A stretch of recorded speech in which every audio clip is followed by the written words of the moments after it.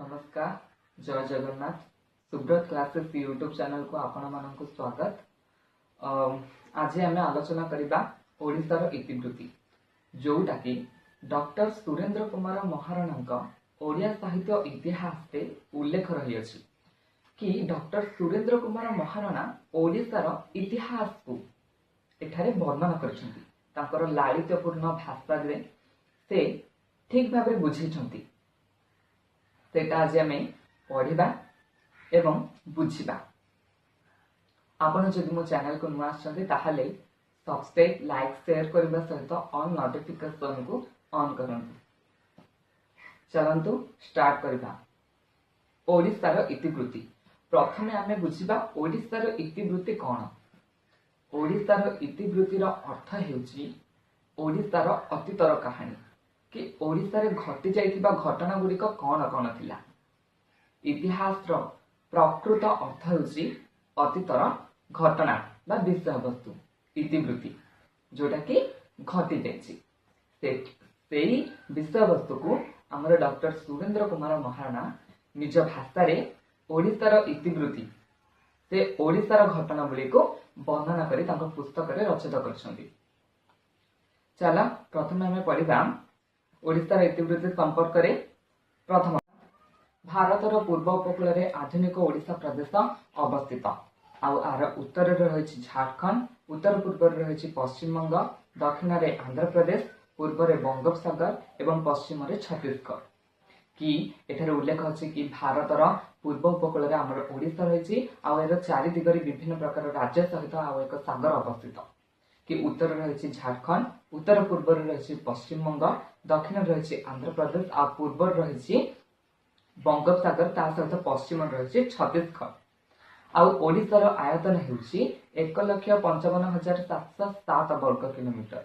किंतु प्राचीन काल रे कण ना एहा उत्तर रे गंगा नदीर मुहाण ठारू आरंभ करी गोदावरी नदीर मुहाण पर्यंत, दक्षिण रे थिबा गोदावरी नदीर मुहाण पर्यंत विस्तृति लाभ करिथिला। प्राचीन परिसीमा को नहीं एही राज्य उत्कल, कलिंग एवं उड्र और कोशल नाम परिचित थिला। ओडिशार उत्पत्ति केबे हला ताहा कहबा सठिक भाबे संभव नुहे। ख्रीष्टीय सप्तम शताब्दी पर्यंत ओडिशार अधिवासी गण अनार्य थिले बोली केतक विद्वान मत प्रकाश देथिले। मात्र ख्रीष्टपूर्व बहु शताब्दी पूर्वरु कण ना ओडिशा रे आर्य माने वास करथिले एवं आर्य भाषार प्रचलन थिला, जार अभ्रांत और बलिष्ठ प्रमाण मिलुछि कलिंग सम्राट कौन खारवेलंक शिलालेख मानकरू केते शताब्दी ना प्रथम शताब्दी जोटा डॉक्टर सुरेंद्र कुमार महाराणा तांको पुस्तक रे रचना करथिले। कि ओडिशार आर्य माने से माने निजर वासस्थान कौन ना ओडिशा रे करथिले, प्रथमे आरंभ करथिले एवं सेमानकर भाषा भी प्रचलन करथिले बोली डॉक्टर सुरेंद्र कुमार महाराणा एते वर्णना करिसंती। आउ इतिहास कहे जे विश्व आर्य गोष्ठीर जो शाखा भारत को आसिचंती सेमाने प्रथमे पंजाब बा पंचनद अंचल को सेमानकर वासस्थली रूपे कौन मानि नेछंती। इतिहास कौन सूचना देछि ना ओडिशा रे प्रथमे आसीबा आर्य माने सेमाने प्रथमे केउंठी निजर वासस्थान बाछि नेथिले ना पंजाब रे बा पंचनद, पंजाब को एठारे पंचनद बोली कहेछि।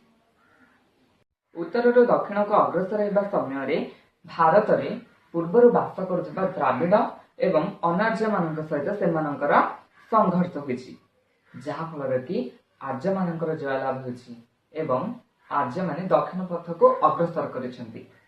परवर्ती किछि काल परे सेमानकर गति पथ को विंध्याचल द्वारा सेमानकर गति पथ कोन हितला ना बाधा प्राप्त हितला।